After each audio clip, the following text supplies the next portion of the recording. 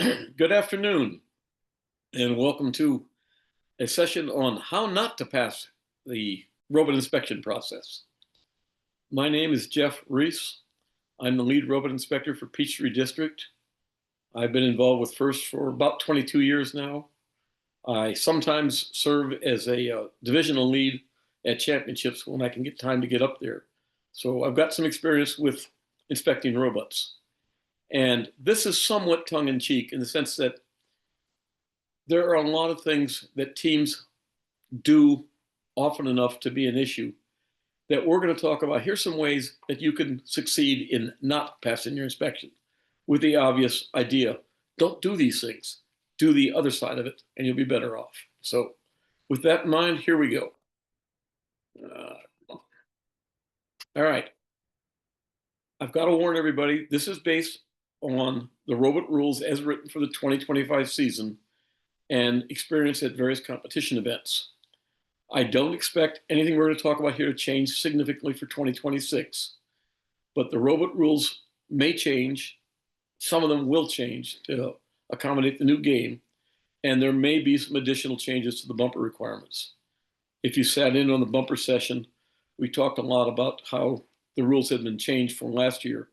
I expect them to continue basically this year, but as always, read the season's game manual and pay attention to it, because sometimes things get changed that we've been doing for years and years for whatever reason to support the game, or just somebody decided they want to do it differently.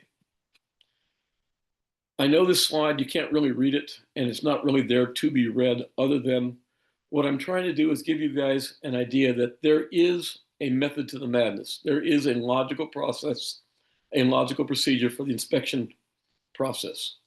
The entire inspection team is trying to get this accomplished. Our goal is to get your robot inspected, legally confirmed that it's ready to play the game, and on the field as quickly and as efficiently as we possibly can. So we do have a process. It's not random, and it is, no matter how chaotic it may appear to you, fairly well organized. Okay, why do we inspect robots? Well, because the robot rules say we have to. FIRST is very concerned about safety. One of the primary goals of inspecting a robot and having the inspector look it over is we're looking for anything that could be unsafe. You folks built your robot. You know where the sharp edges are. You know where things could go wrong. You know what potential for injury might be. But other people in the field do not. And so we're the kind of first line of defense to protect those people. The other thing is we're trying to make sure that all the robots are within the requirements of that season's robot rules. We don't want a robot that is not honoring one of the constraints of the design challenge. So that's the goal of the inspection. Okay, chat's been enabled. If you have questions, by all means, put them in. I am more than happy to answer questions that go along, or you can wait to the end. I'm happy either way. But we do inspect the robot to make sure that the robot is compliant with whatever restrictions that season's game rules put upon the robot.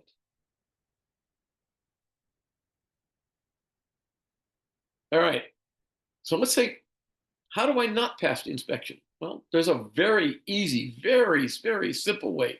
Just don't read the rule book. Some of these teams that we deal with have been doing this for many years. We've done it before, and in general, many of the rules don't really change.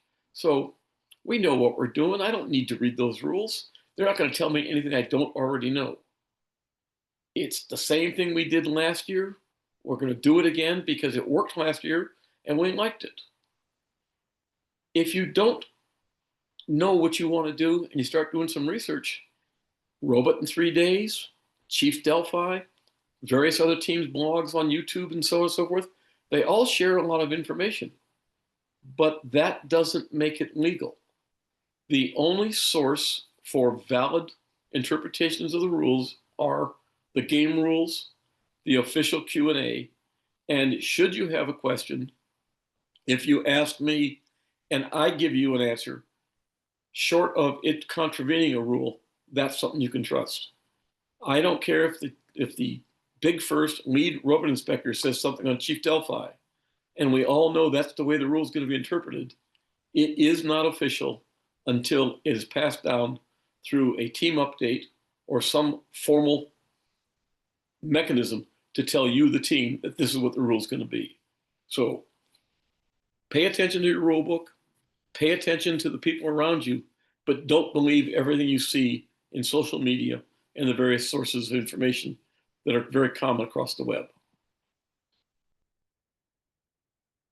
Two of the biggest problems for the inspection crew: if your robot is too big or your robot weighs too much, and by too big, we're talking about just a fraction of an inch too big, half a pound too heavy, your robot will not pass inspection.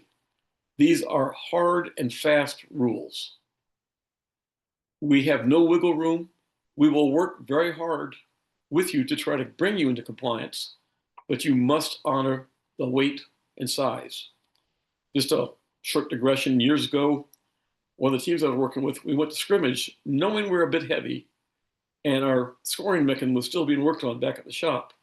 But we took our basic robot for some drive testing and practice, put it on the scales. The acceptable limit was 120 pounds. We weighed 132. And I still got 20 pounds of robot back at the shop. And the scrimmage was 3 days before we had to have the robot sealed up. So pay attention to your weights. Keep track of it. Keep constant vigilance. Don't let your robot get too heavy. And by too heavy, I'm talking about if the limit is 120 pounds and you build for 120 pounds and end up with an extra nut bolt washer somewhere, if the scales tip over 120 pounds, you got to take it out. I highly recommend aiming for something under whatever the hard limit is. Leave a half a pound on the table. Unless it's absolutely positively critical to your design, leave yourselves a little cushion. You know what tolerances are? Tolerances stack, and I don't care how careful you are. If your robot gains a pound or so, you're going to be in trouble. Same thing for size. There is a physical size limit. Typically, it's been 120 inches of frame perimeter for the last several years. I expect that will be the same. And your CAD drawing said the robot's going to fit in 120 inches. And your CAD drawings all say the robot will be 120 inches. Well, when you cut the parts, there's a little bit of error in the parts. When you assemble it, you might not get the joints quite as tight as you want it to be. And if it goes over whatever the frame perimeter limit is, and it's too big, the robot cannot play the game. It is hard to fix those things. You want to pay attention. If your design requires you to be up against those limits, pay very close attention to how you build it, how you assemble it, and check it. Make sure that you are within whatever size and weight limit the rules impose for the coming year. I mentioned frame perimeter. This is one that tends to get people. The frame perimeter is a measurement of the outside edge of the robot. It is determined by taking, hypothetically, a piece of string, wrapping around the outermost portion of your frame and pulling it taut and measuring it. You'll see the inspectors use a tape measure. They will string it around the outside of the robot and bring it together, and whatever that measurement is, that is your frame perimeter. Now, the rules do allow quote unquote minor projections. Minor projections are a bolt head. Minor projections might be a small piece of metal that's basically non-structural, but just sticks out a little bit. Commonly, I see axles being inserted with the bolt head on the inside of the robot, the remaining portion of the bolt and its large captive nut on the outside. That's not a minor protrusion. It will require that axle be taken loose, turned around, and reinserted in the other direction. Just pay attention to what sticks out. If it's something trivial, if it's something small, you'll probably be okay. If it is anything of any significance, it will define your frame perimeter. And that string will wrap around that protrusion, leaving a gap to the rest of the frame member. Depending upon the rules, that may or may not be acceptable. There are cases when you can have a gap and cases when you can't. I don't know what this year's rules will say, but if you have something sticking up, some structural component of your robot that sticks out and defines your frame perimeter and leaves, say, a 1/4 or 3/8 inch gap to the rest of the structure, and the rules don't allow it, it'll have to get fixed. So just pay attention to your frame perimeter and how much gap you're allowed. Starting configuration. Almost every game has a minimum, let me rephrase that, a maximum size you can be when the game starts. And this is defined by an infinite projection of that robot perimeter, that frame perimeter, vertically. Nothing on your robot can hang outside of that. That includes zip ties, pieces of wire, little knickknacks that might, whatever happen to be. They have to be inside that robot. And it has to be constrained to stay inside that robot until the game starts. Once that horn goes off, your mechanism can expand to whatever the limit is for that given season. Now, if the inspector looking at your robot thinks something isn't right, he will ask you probably to take it over and push it up against a hard vertical surface. And if any part of your robot makes contact with that surface before the robot's frame perimeter does, it will be deemed to be an overhang, and you'll have to figure some way to get it inside and constrain it until the match starts. Now, gravity is a constraint. If you put it on the field and push it back into place and rely upon gravity to hold it, that's completely illegal, but it has to stay there. If it sags out and crosses that imaginary plane, your referee crew, your field crew, if they see it, they can flag you and stop your robot from playing because you violated a starting configuration rule. So pay attention to what your robot mechanism does. And if it's got to be outside of the frame perimeter, have some way to get it inside and hold it inside until the match starts. As I mentioned, if you don't pay attention to the size and weight, there's not a lot I can do for you. It is a hard limit. The robot weights change from year to year. It's been 120 for some years, 125. Last year, it was 115 pounds for the basic robot, with a further limit of 135 pounds for the total robot and bumper assembly. This was an effort to give you some flexibility in your bumpers, but it was still a hard limit. You cannot exceed that. Sometimes the games will give you a alternative configuration. You can be tall and small in size. You can be big in size, but you can't be tall. You may have a weight variance, whatnot. You have to pick one. You can't be the tallest you can possibly be in one configuration, the heaviest in one configuration, excuse me, and the largest in one configuration. You got to pick one. You got to stick to that one. And that's what the inspectors are going to look for. It is perfectly acceptable to choose a different configuration, but it has to be one that's acceptable under the rules. And you need to conform to whatever those requirements are. Okay, you got the rule book. You read it. And you think you're complying with the rules. Well, those of you who've done this before know that we send out updates, usually Tuesdays and Thursdays. Sometimes they're trivial. They may be some very minor change to it. Sometimes they're relatively major. Somebody on your team needs to pay attention. They need to know that rule book cold, and they need to track the updates. I highly recommend having a student who, on my team, we call them the rules czar. If I have a question about what's legal on my robot, I can ask that student, and they know the rules. They know that the update of this week made a change to those rules, that it either restricted me further or loosened the rules. That person needs to stay completely informed and up to date, because while Chief Delphi may well start discussing it, Chief Delphi is not an official source of information.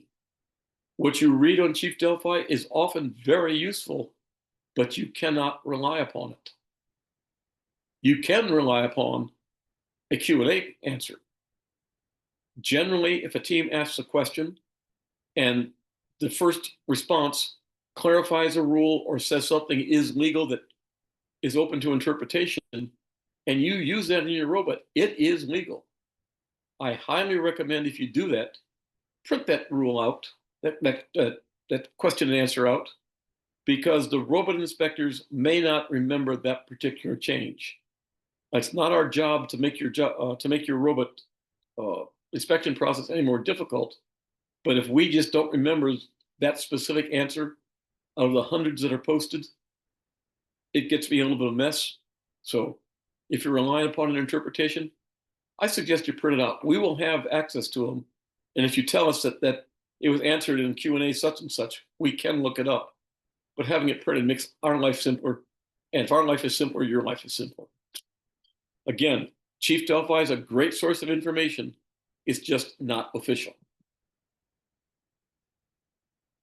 Those are all really simple things to do. The more creative things that people do and the things that will get them interested in the inspector real quickly are your bumpers and safety. First is adamant about safety. Safety is job one. And one of the things inspectors are looking for is safety. If you have a mechanism that is capable of throwing something, or a mechanism that's capable of extending from the robot with some enthusiasm, they're going to be looking to make sure it's safe. That can't be accidentally deployed while you're in queue. That can't be accidentally deployed before you're ready for it to go. They'll be looking for a locking mechanism, a safety mechanism, some device to ensure that that machine is safe and the people around it are protected. Bumpers, well, don't build your bumpers properly.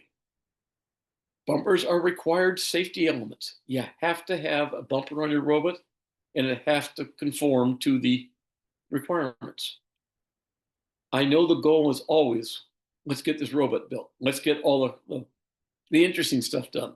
We'll figure out bumpers later. Well, the problem with that is somewhere along the line, I got to mount those. And somewhere along the line, I've got to make sure that they're built according to the rules. And if you don't think about this as you're building your robot and wait till the last minute to try to stick them on, A, they may interfere with your mechanism. You may not have a good, solid, robust attachment point, and you may have problems when you get to inspection. Now, one thing that's interesting, in the rules, bumpers are not considered part of your robot. So you can reuse and adapt last year's set, provided they meet the requirements of this year's rules. But you can't just arbitrarily stick last year's bumpers on this year's robot, because they may have changed the bumper rules. If you played the game last year, you saw we had a considerably different set of rules than we did in 2024. I don't expect big changes for 2026, but I've not seen the rules. I don't know what'll happen. And I'm not saying that last year's bumpers can't be used, but I'm certainly not saying that you can just pick them up and stick them on.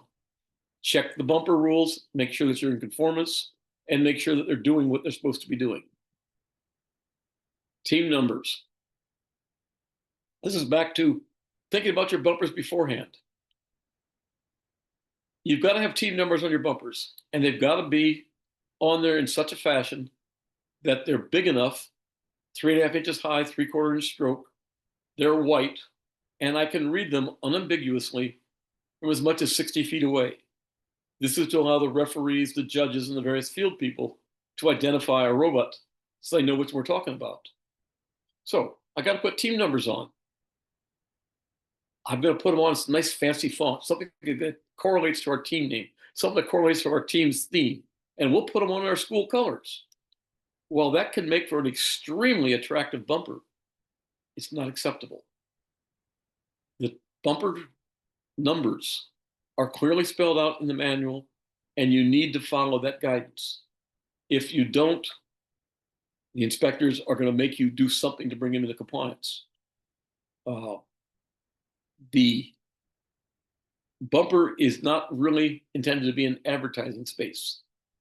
They don't want your school mascot on there. They don't want your school logo on there. They don't want your team logo on there.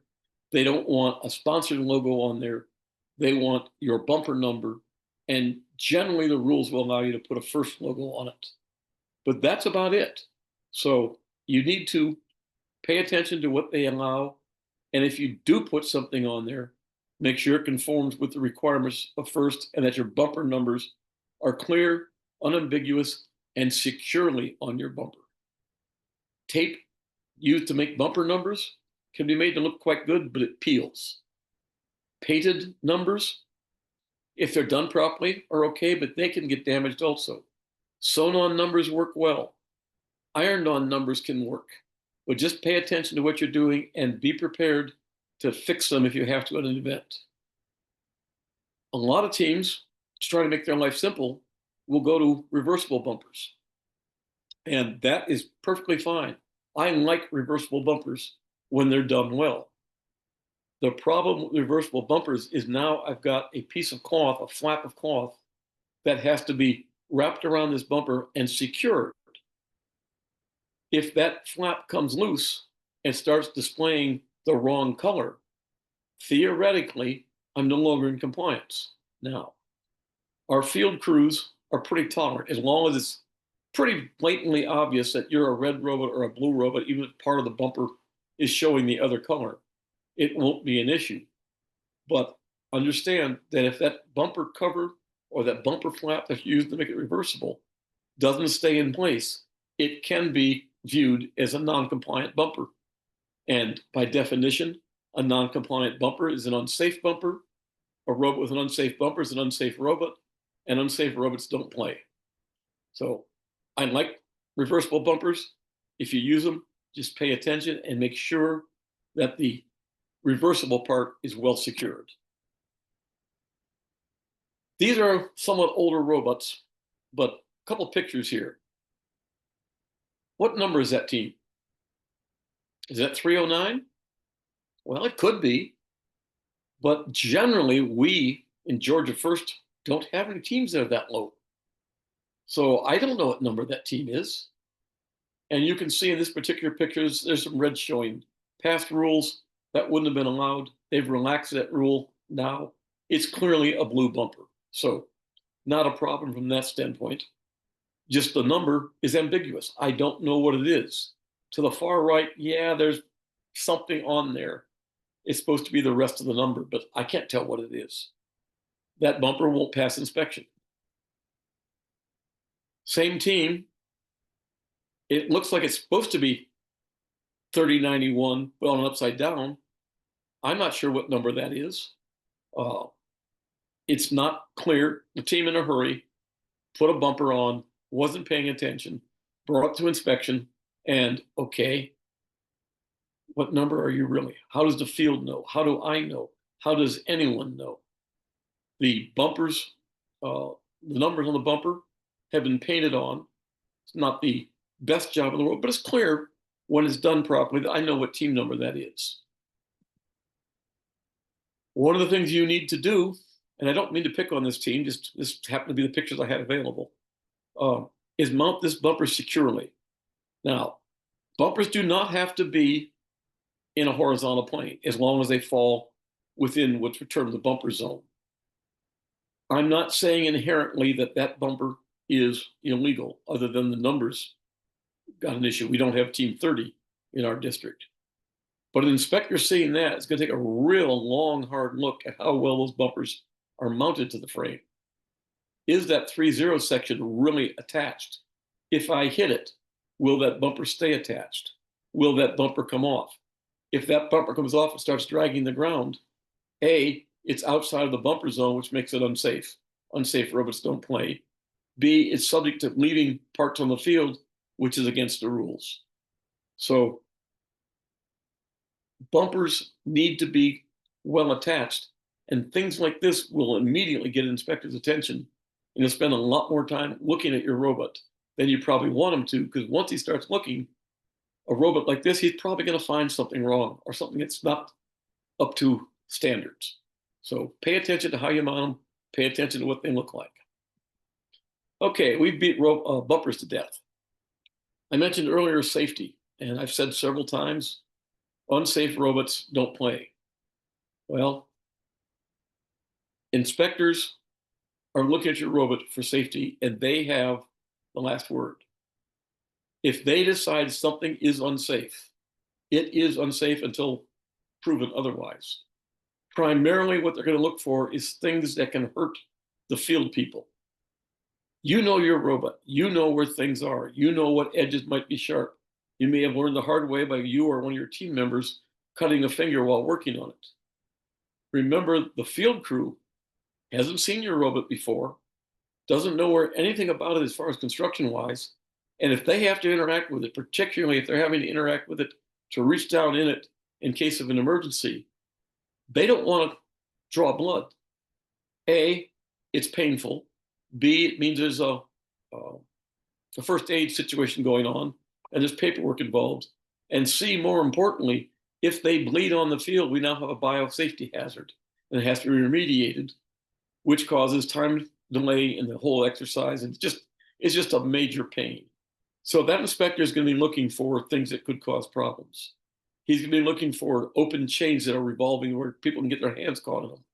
He's going to be looking for mechanisms that store energy, bungee cords, surgical tubing, springs, anything of this nature that could accidentally deploy and injure someone if they're not paying attention. So when you design your robot, you build your robot, try to protect against things like that. Try to make sure there's some safety guard, some safety device, some way to prevent accidental deployment. If you have a question, if you think it's safe and an inspector has a question, feel free to ask for another opinion. He'll go get another inspector, he'll get me, and we'll decide, yeah, that's okay, or no, here's a way to fix it to make it safe. Safety is job one. We don't want anybody hurt. Like I mentioned, no sharp edges. One of the problems we find a lot, you've cut a piece of metal. And particularly if you cut it at an angle, you've created almost a knife edge. Either put something over that to protect it, or just take a file and dress that edge. You can't use unsafe materials. You can't create an unsafe condition. And you can't do something that deliberately interferes with the operation of another robot. You can't do something that damages the field elements. We do know that our game elements are going to get damaged. They are going to take abuse, and they, especially if you're playing with a ball or something of this nature, they do get damaged. We know that's going to happen. But if you have something on your robot that does it every time, that damages a field element, or you have traction wheels that tear up the carpet every time you move your robot, we're going to come talk to you about it and potentially disable that element of your robot. So just pay some attention to it. The inspectors are looking for things that can cause these problems. We want to detect them beforehand when we got time to fix them, but it is things that are of vital concern to all. Secure the battery. Your battery weighs about 12.5 pounds. Your robot is going at a fairly rapid pace. And those of you who had some physics understand momentum. If my robot comes to a sudden halt, either by hitting something, hitting a game element, me slamming it into reverse, or me slamming the brakes on it, that battery wants to keep moving. That battery needs to be securely lodged in your robot.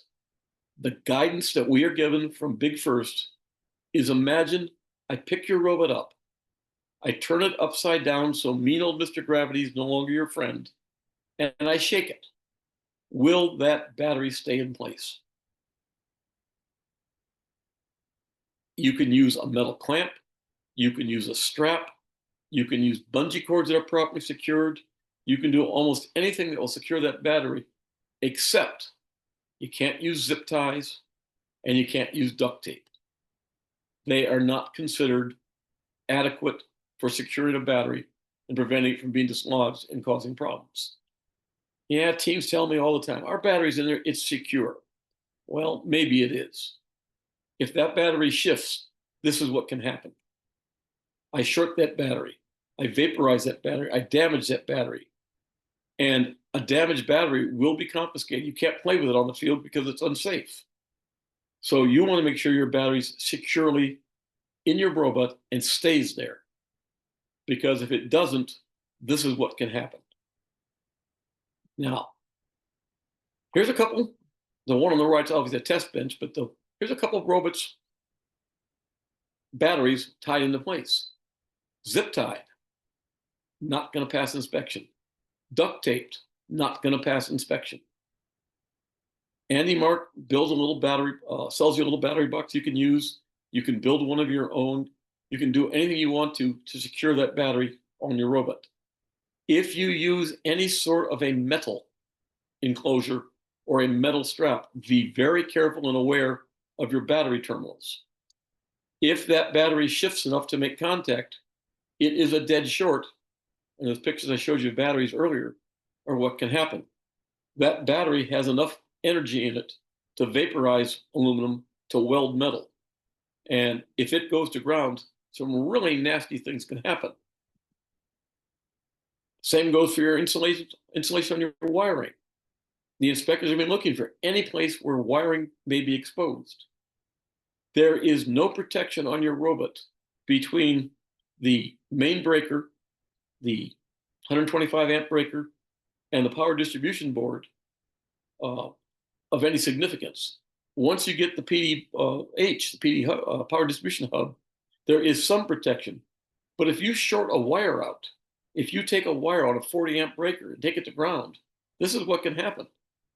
And that distribution hub and or the Robo Rio lets all the magic smoke out, and you're done for the day unless you can cobble up another one. So pay attention to your wires. If you know what a whisker is, when you take a stranded wire and try to stick it in, if you're not careful, one little piece of wire, one little strand of that wire may stick out. And that can cause problems because things can contact it and short your equipment or make intermittent problems or do any of a number of things to you. Pay careful attention to your wires, make sure they're insulated. You got to be able to turn your robot on and off safely. That's what that 120 amp breaker is for, that main breaker, the big black thing. It is the only one of that size that we allow on the robot. Yes, it breaks the circuit and it does take power off the robot. But in its breaker configuration, it will pass close to 600 amps for a measurable period of time before it heats enough to open up. And that can cause issues. If your robot has a problem, you can't run on the field to service it. It's the field crew that has to get out there. And they need to be able to get to that breaker quickly. They need to be able to disable it, take electrical power out of the robot to stop anything that's going on. If that robot is spitting sparks or smoke, they need to be able to shut it down and quickly. It needs to be someplace where it's easily gotten to. An inspector who has to reach, or excuse me, a field crew has to reach down to your robot inside the innards to find that breaker. It's just not going to get to it in time, and your inspector's not going to allow it. So tucking it down somewhere in the space where it's convenient to you and it's not easily accessible is not going to be allowed. We do want it protected. We do want it someplace where it's not just hanging out in the breeze, where some casual interaction with a robot or a field element can cause a problem. One of my friends was at his championship match over in Huntsville. He's in the third match of the championship, 1-1, and essentially somewhere in the game, something touched his main breaker and disabled him at the start of the match, and he was done. So we understand you want to protect it. We understand you want to put it someplace where it's not easily damaged or easily interfered with, but make sure that the people can get to it. Because if we can't, this is what happens. That robot went to ground. As I mentioned, it had enough power. It started smoking, it started a fire, and before anybody could get to it, it was in flames. Now, I'm not going to stick my hands into that. I'm going to grab the fire extinguisher and we're going to hose it down. And the fire extinguisher is going to contaminate all the electronics on your robot. It's going to contaminate the field. It's going to make one big mess. And essentially, you're probably done for the day.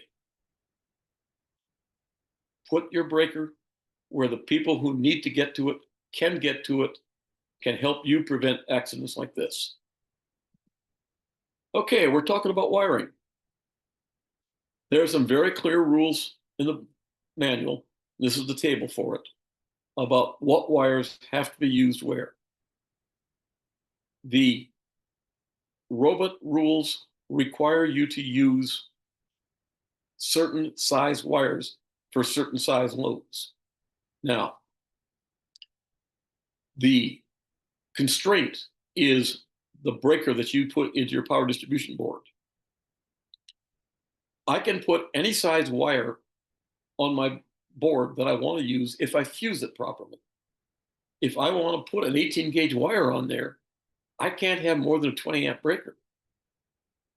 Because if I do, the breaker can pass more current than that wire is rated for. I can wire up a Neo motor with 18 gauge wire if I want to, but I can't use but a 20 amp breaker, which kind of defeats the purpose. To get the power of that motor, I want to use that 40 amp breaker. Well, a 40 amp breaker means I've got to use minimum of 12 gauge wire, and it has to be copper wire. We have occasionally found a team using some aluminum wire, and they've got to rewire a robot. So just pay attention. It's not horribly difficult. If we run into a problem, we can always downsize the breaker to make it legal, but that runs the risk of you not getting full performance out of your robot. So pay attention to the table, pay attention to the wires that you use, and pay attention to the color codes. The manual is pretty clear about what you need to use, and your inspector will be trying to chase wiring following that color code. Which brings us to this.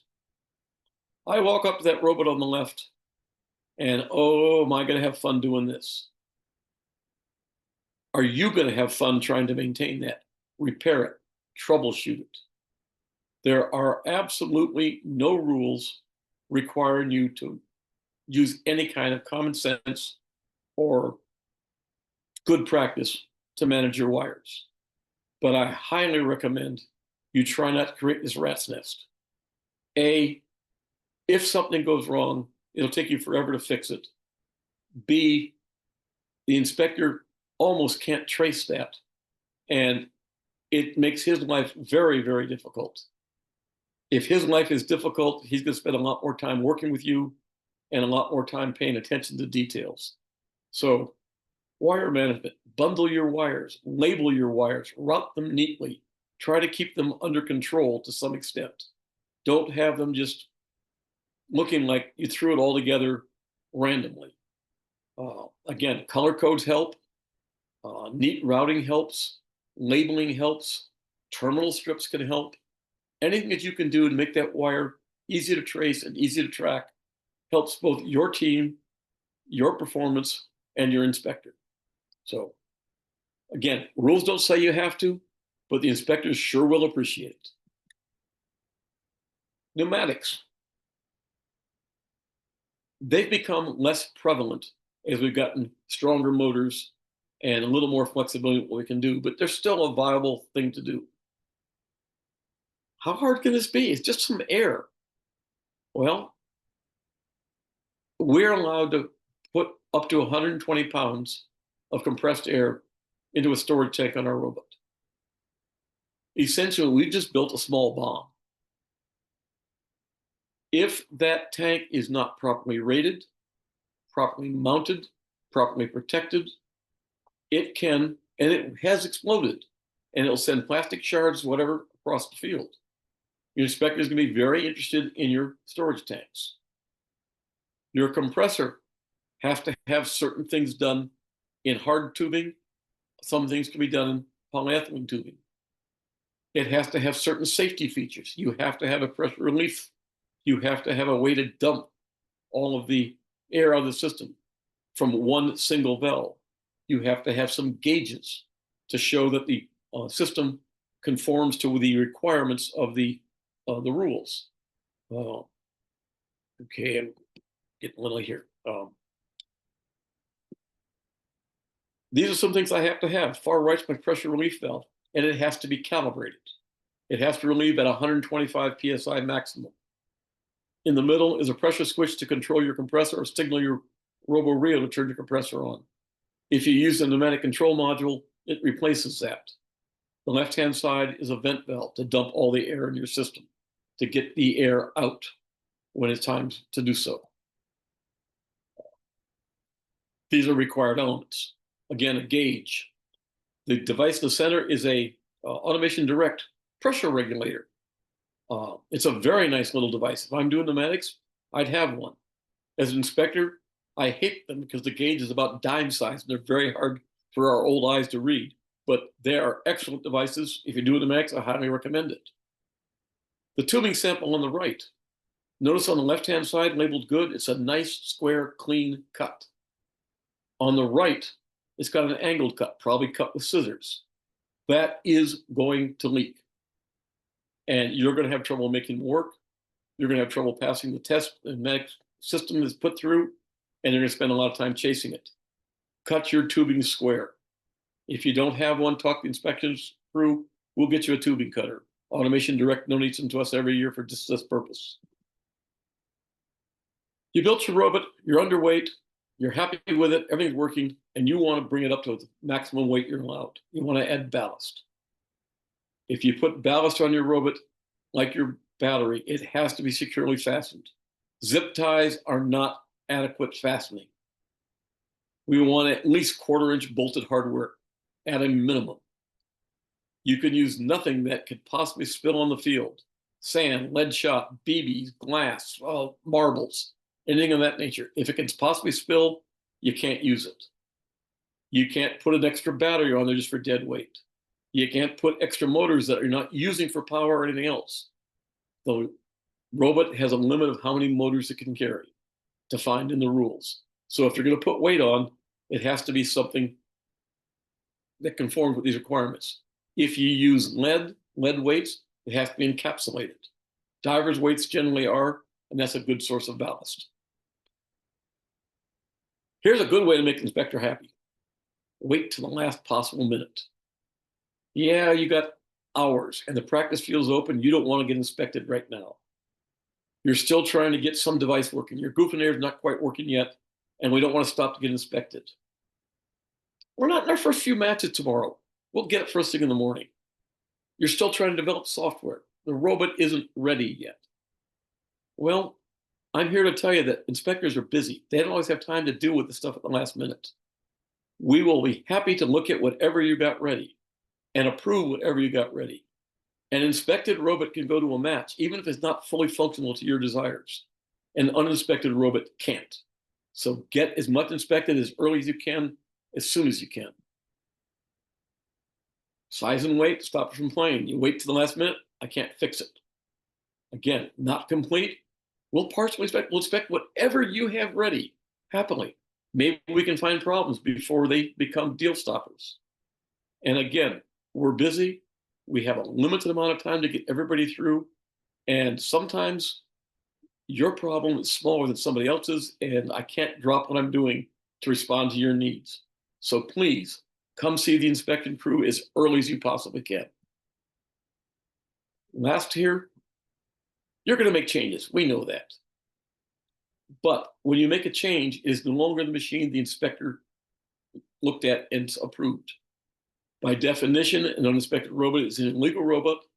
And if it's caught, the entire alliance that you play with is subject to disqualification.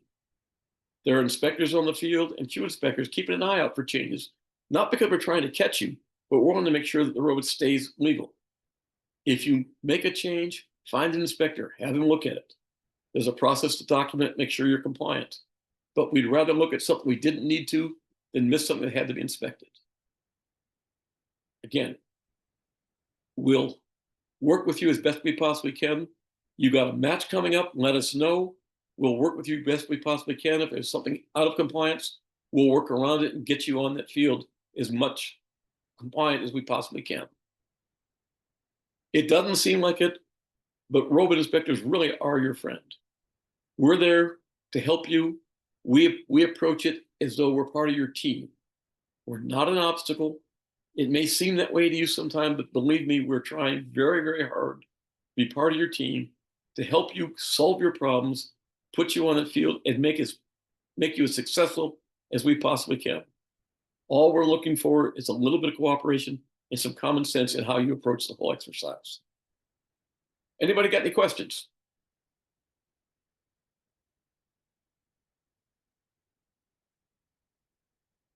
Yes, no?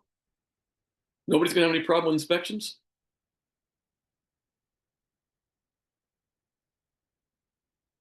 I take the thundering silence as I've addressed your concerns. If you have concerns, feel free to reach out to me, ask questions at the Q&A when FIRST puts it up next season. I'm happy to ask questions, to answer questions rather. If you think something is legal or illegal, or you want to just talk about it, I'd rather do it before we're at an event, and I'm the one who tells you you have to rebuild your robot. So by all means, take advantage of what you can. If we have no questions, I think we're going to call this one done and let it go off to the repository. The presentation and both the video and the slide deck will be made available at some point in time when big GeorgiaFIRST established a repository.